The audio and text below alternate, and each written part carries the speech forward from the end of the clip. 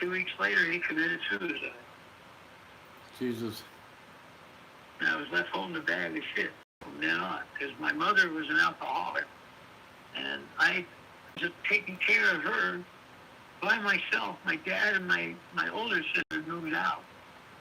And at 10 years old, I was running the house. I was getting the food and shit. I had to steal money out of her purse. But I go buy groceries for us. And to cook, I cook. I come home from school and see her drunk on the floor in a puddle of puke. And I clean up the puke, and I pick her up and put her out. And then I find her alcohol stash, pour it down the sink. I was 10 years old. You know, and that's when I started life. You know, I didn't get a chance to have a normal kid childhood. And so I think about other kids that are in the same boat a lot.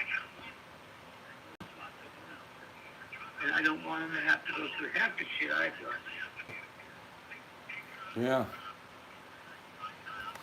I hope other people feel the same way.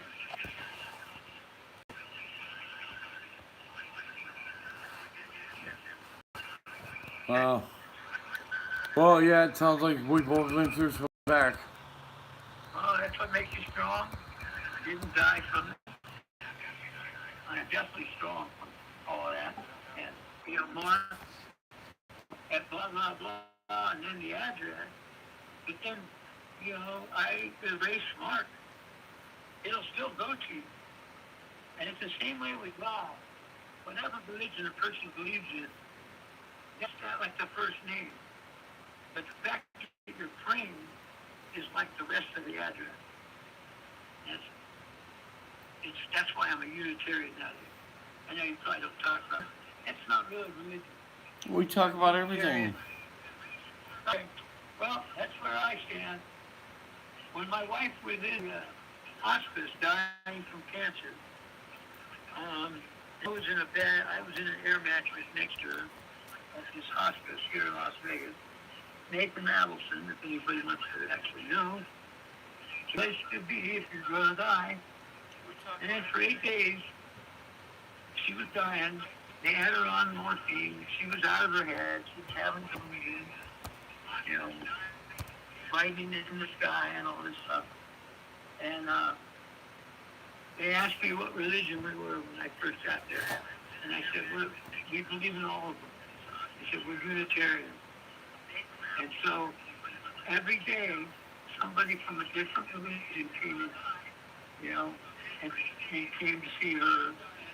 And they were all cool. And then, like, finally on my birthday, which is the day she died, on my birthday, on February 3rd, she died. But they had sent me to the cafeteria because I hadn't eaten for 8 days. And they said, you got to go eat. She's strong as not. My brother-in-law was there. So I'm in the cafeteria. I was ordering some food. And he calls me and he says, it's happening. Get up here now. So I immediately didn't pay for my food. I didn't take it. I ran up to the room. I stepped 1 foot in the door and died. That instant. And, you know, the staff members, I'll share this with everybody because this is, and they're dying, and you're with them. They know you're there. And they don't want to leave. They don't want to leave you. My wife did not want to die because she wanted to stay with me. But the last PET scan showed she had cancer in her brain, in her breast, her liver, her gallbladder, everywhere. You know, and she was really dying. And go, please go. And I guess she heard me. She went. Moment, right as she died, in walks a rabbi to do his part, right? And he sees what's going on. He's a very sensitive guy. He walks over to me. He said, sir, do you want me to leave? I said, no, Rabbi. Give me your best prayer. And he sang this thing in Hebrew, right? didn't know what it was until I talked to some Jewish friends later. But they told me it was a song they sing at funerals to celebrate the passing of a life of a dear one.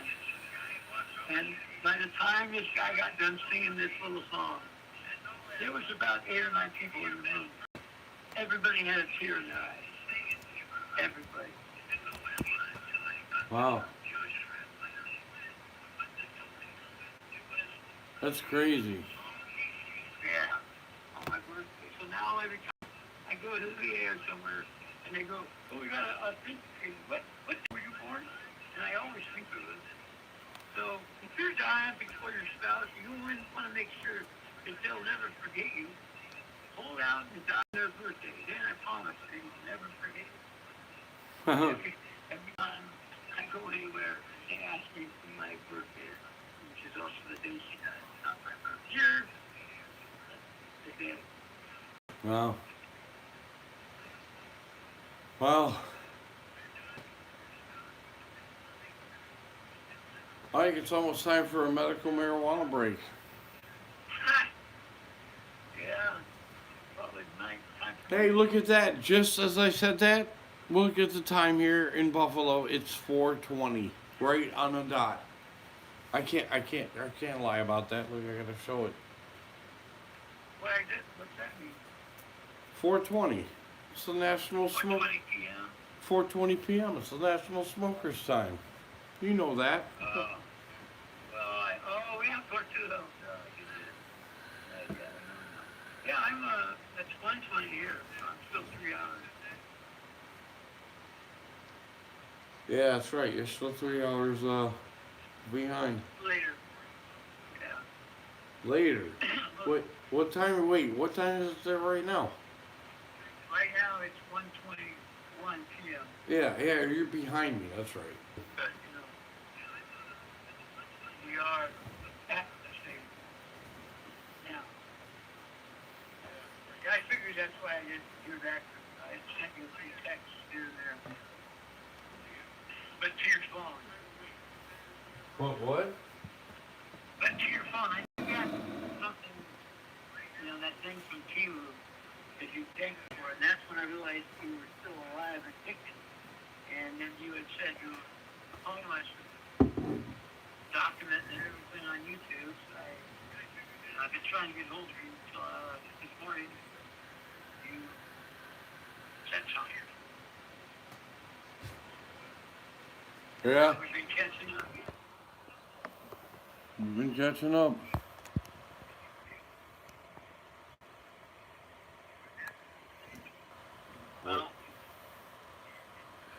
Well, now you got my channel. Now you can follow me 24 hours a day on all night. I leave the stream on at night. I aim it at the parking lot and play soft music so people can go to sleep and put on a nice background.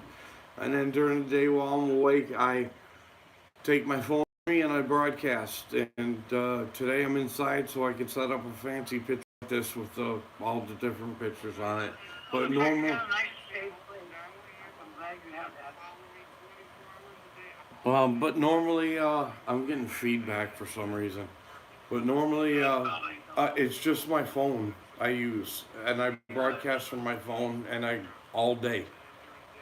So We're talking, and you're also listening to your YouTube. So your microphone is hearing like me twice. what I'm gonna do really quick to fix that is open up. I'm gonna shut down YouTube, this phone that I'm talking to you on, because I know we got a stable connection on YouTube and I don't have to worry about it. Now we won't get any echo. Now we're good. Most likely that's it. Well, that's cool. Am I done broadcasting so I don't have to worry about what I say? No, you're still on the air. But I can, okay. I could shut you off though. I could turn off the mic. I won't say fuck it or anything. I won't say I'm gonna kill anybody. I'm not. But Yeah. it's been a long time, man, since we've talked. I'm happy that we finally talked. Yeah, I've often thought of that day, last day at that place I was at. Um, you know, when the guy was my boss too. Turns out he wasn't telling the anything I told him. You know, they had me. I was reprogramming all these TVs that some casino had donated. They had like a couple hundred of them. Well, they got to be reprogrammed because TVs that are set up on a hotel or a casino all are their network. They're the equivalent of a node on a network, and they're controlled by the front desk. You know, like you want some porn movie or some movie, that's how you get access to watch that movie. But you don't have access to the regular TV channels. And that's what I was doing. I was taking these TVs and reprogramming them. You had to go visit every channel. And it was about a 30-minute process. But I had to use my own stuff in my own room. So I had to tear it down. I had to hook up my own monitor and computer and all that shit. So, and I was getting paid to do that. Yeah. My last paycheck, this CEO at Hebron.com, anybody in Las Vegas knows where Hebron is on Las Vegas Boulevard and Charleston. They are total crooks. You don't want to go there, period.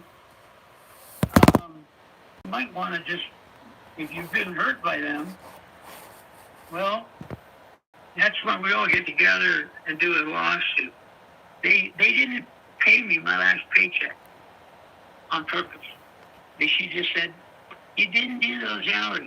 Any employer had a conflict with an employee, they would talk to the said employee, would they not?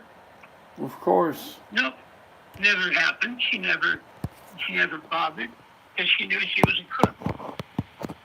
You know, I was having PTSD events myself. They hired me on to work on the computers. Next thing I know, I'm running the front desk. And it was like a homeless place with, food bank.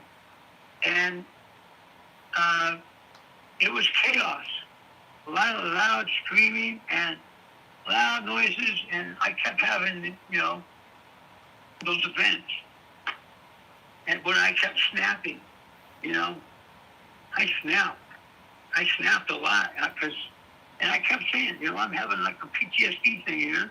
Can you please fucking back the fuck up? And I walked out several times because I couldn't handle it. I walked away, went home. Unfortunately, I lived there too. And, I don't want to get into it all right now. But, I told you about it privately. I don't need to get into it again unless somebody really wants to hear about it. Anybody that's in Las Vegas that's been at the Hebron or Caridad, I'm willing to talk to them because they probably want to talk to me because I could probably prove, just like I can help you, Mark, with PETA. If you want to sue them, I got all that information, that background information. Yeah, I could use the money, that's for sure. I think you have to pursue it, and I'll be a witness for you. Boy, will I be a witness. Well, not only that, you'd get paid too. Yeah, well, aside from that, we'll help each other, I'm sure. But, well, that's how it works, yeah. And there's hundreds of people that got certified under boards.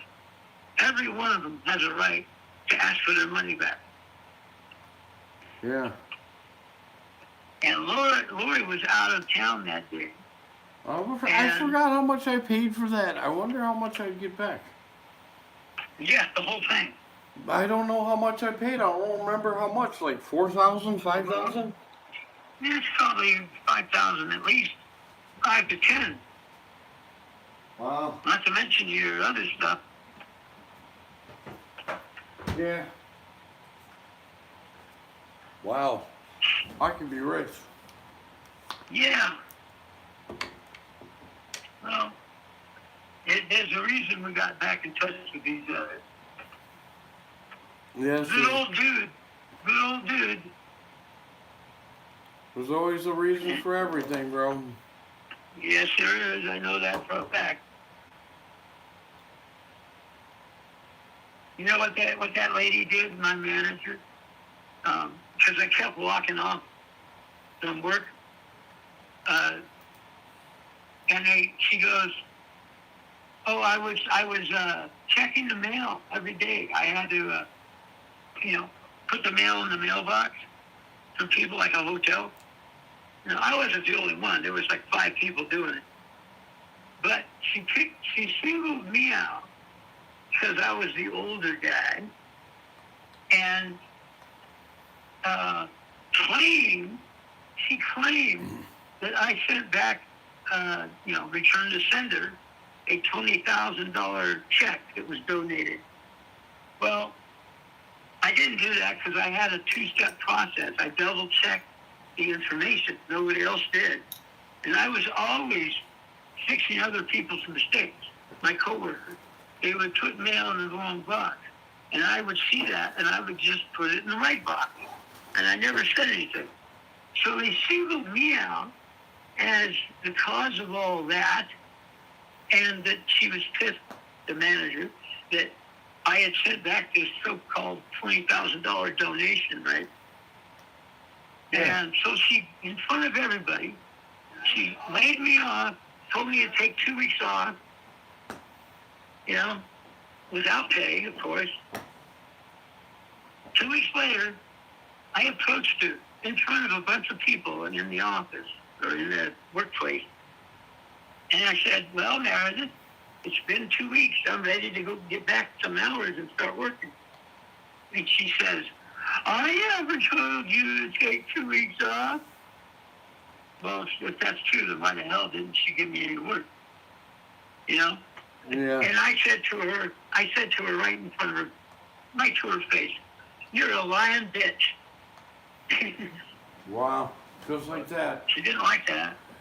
I wouldn't think so. But I had other people come up to me and say they would testify in court. And yeah, a lot of people knew what I said was true. And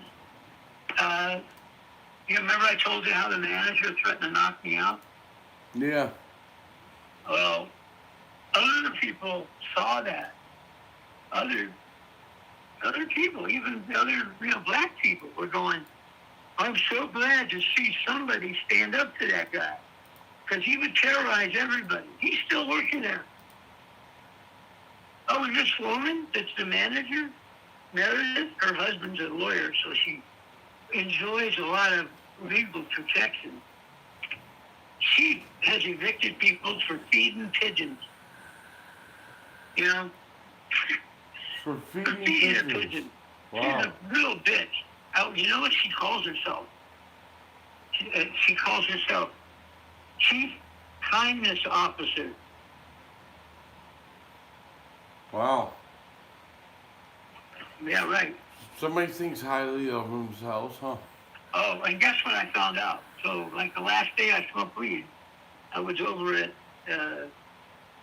New Dispensary, Innovators. I've heard. And Yeah. I was having my last hit because I knew I was quitting on January 1st. I made a commitment.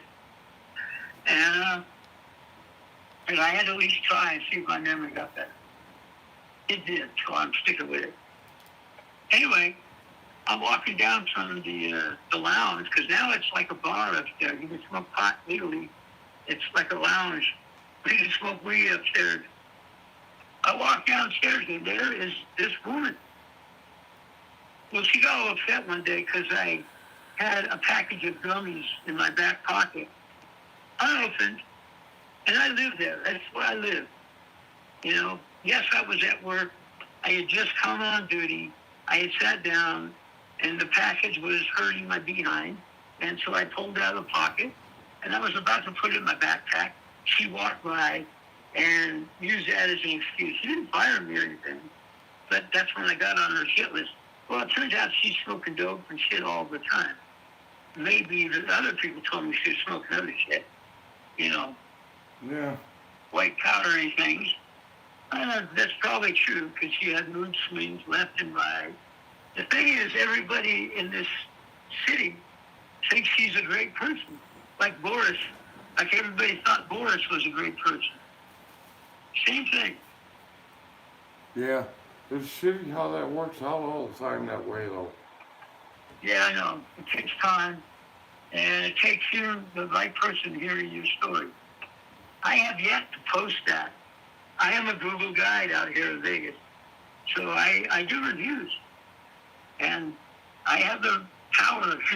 Well, it's not a real power, but they leave my reviews up, and I get occasionally Google tells me that I've helped over 100,000 people find their way in Vegas, you know, with my reviews and stuff. And I'm going to put that paper where she told everybody, told it in writing, in her own handwriting, you know, on a newsletter. She said to everybody, I don't care she said to all the residents, I don't care if you smoke crack or meth, just don't do it in your room. Yeah. And the place was a drug and alcohol-free facility, supposedly. Hello? Right. Sounds like it. That, and I plan on posting that one day. I don't blame you. Yeah, I'm not waiting for the right time. I don't want repercussions to come down on where I'm living.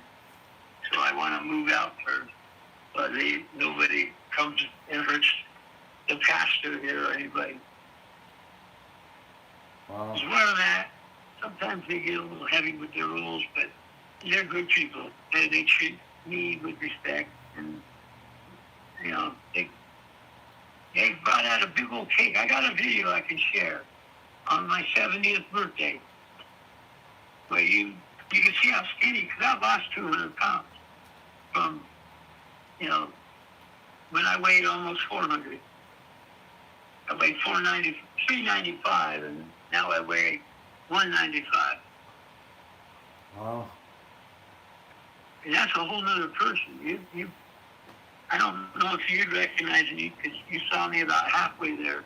I lost like another 100 pounds after you and I parted ways. Wow. That's a lot. I know, it's a whole person. That is a whole person. The downside is you get all wrinkly and shit, you know, and then when I had the cancer, I lost all my muscle, and you know, I lost a lot of fat too, but I lost a lot of muscle, and I'm still weak, like when you're in the hospital for a long time. Yeah. And I'm just, you know, the VA is starting to help me get to a gym, but I have to have surgery to get this slap band removed, and that's another lawsuit, because this time it almost killed me again, and the hardware is in my body, and it's floating around, and it's full of bad bacteria. That I got that Staphylococcus bacteria that is a serious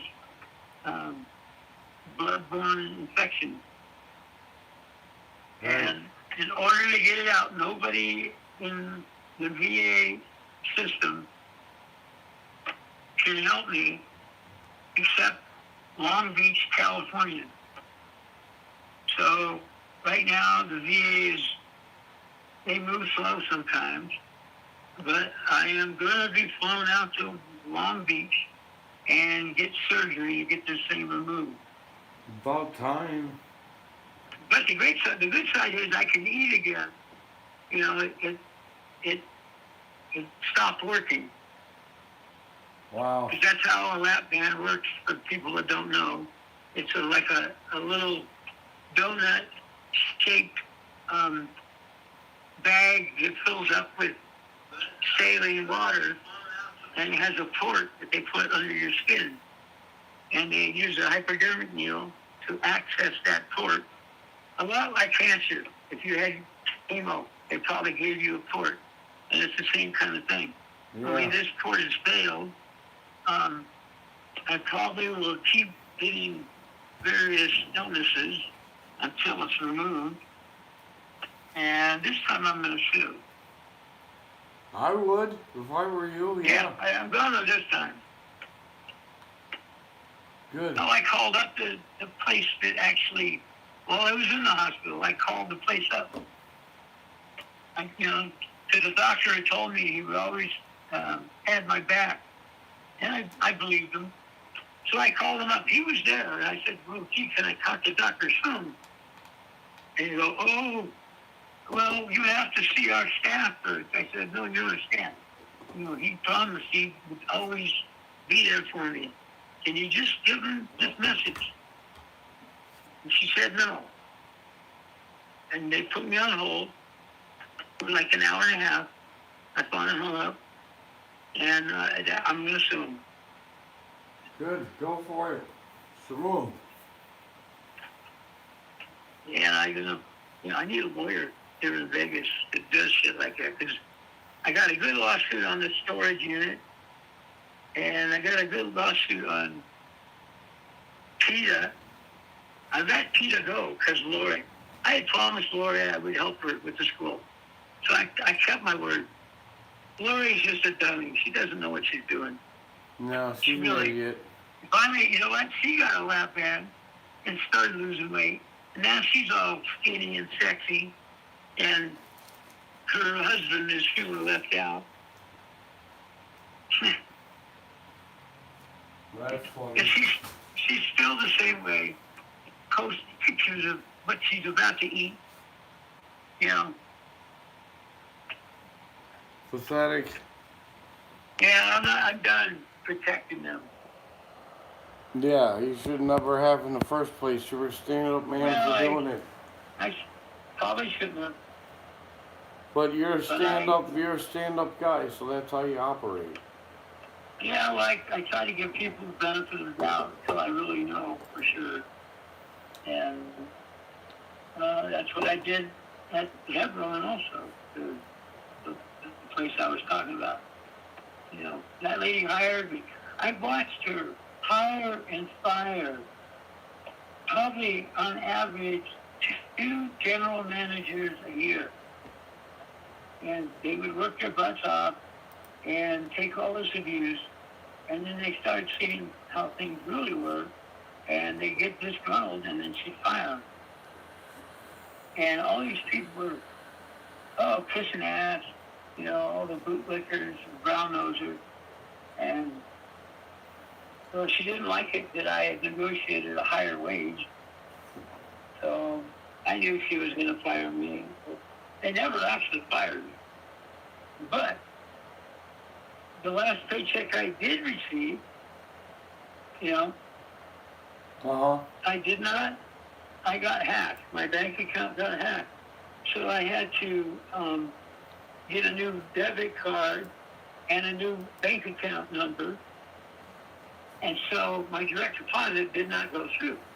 I did not get paid that way. And I said, hey, I didn't get paid, and she knew it. She knew it because he purposely didn't. She fucked up.